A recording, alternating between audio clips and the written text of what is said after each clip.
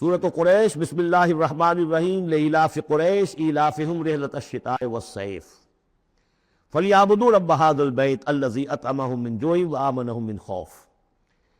قریش کو مانوس رکھنے کے لیے اللہ نے ان کے دلوں میں محبت ڈال دی، رحلۃ الشتاء والصیف، سفر کی سردیوں میں بھی اور گرمی میں بھی۔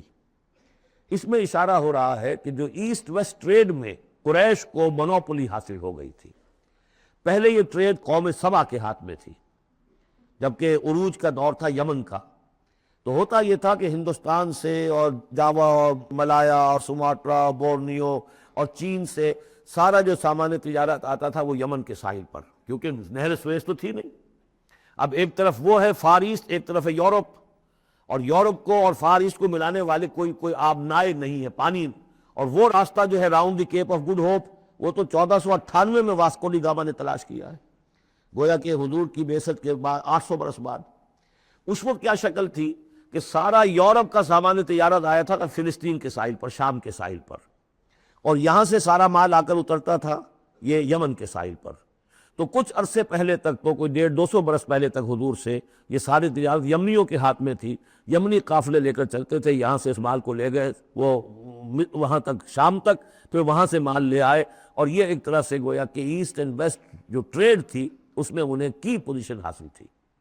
پھر جب سیول عاگم آیا ہے، ان پر سیلاب آیا ہے، وہ تباہ و برباد ہو گئے، تو پھر یہی ایسٹ ویسٹ ٹریڈ جو ہے یہ قریش کے ہاتھ میں آ گئی۔ اور ان کو خاص طور پر پروٹیکشن یہ حاصل تھی کہ چونکہ یہ خانہ کعبہ کے متولی تھے اور وہاں تمام قبیلوں کے بت رکھے ہوئے تھے، گویا کہ سب کے خدا ہاسٹیج تھے ان کے پاس، لہذا ان کے قافلے پر کوئی حملہ نہیں کر سکتا تھا، کسی اور کا قافلہ بچ کے جا نہیں سکتا۔ اس قافلے کو لوٹتے تھے بدو،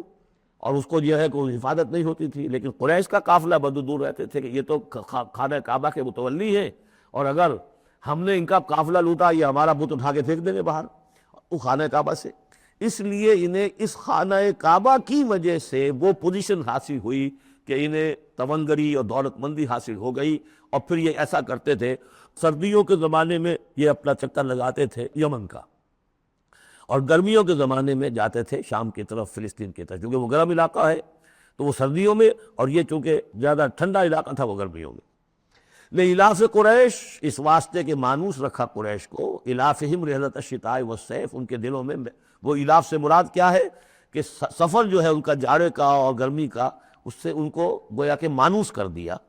فَلْيَعْبُدُوا رَبَّ هَٰذَا الْبَيْتِ، پس انہیں بندگی کرنی چاہیے، پرستش کرنی چاہیے اس گھر کے مالک کی، اس گھر کے رب کی۔ انہوں نے یہاں لا کے 360 بت رکھ دیے ہیں، انہیں چاہیے تھا کہ خلوص اور اخلاص کے ساتھ جو اس گھر کا اصل مالک ہے، جس کی توحید کے لیے یہ مرکز بنایا تھا ابراہیم نے، ان کے جد امجد نے، اور کہا تھا کہ ربنا لیقیموا الصلاۃ، تیری نماز قائم کرنے کے لیے میں نے یہ گھر بنایا ہے، تو اس کو انہوں نے جو ہے اس کو بت قدہ بنا دیا۔ دنیا کے بت قدوں میں پہلا وہ گھر خدا کا، ہم اس کے پاس ماں ہیں، وہ پاس ماں ہمارا۔ تو کرنا یہ چاہیے تھا الذی اطعمہم من جوع، جس نے کہ انہیں طعام پہنچایا اور بھوک سے نجات دی، انہیں غذا دی، انہیں دولت دی، وآمنہم من خوف، اور ان کو امن دے دیا ہے خوف سے، کہ ان کے قافلوں کے اوپر کسی حملے کا خوف اور اندیشہ نہیں ہوتا۔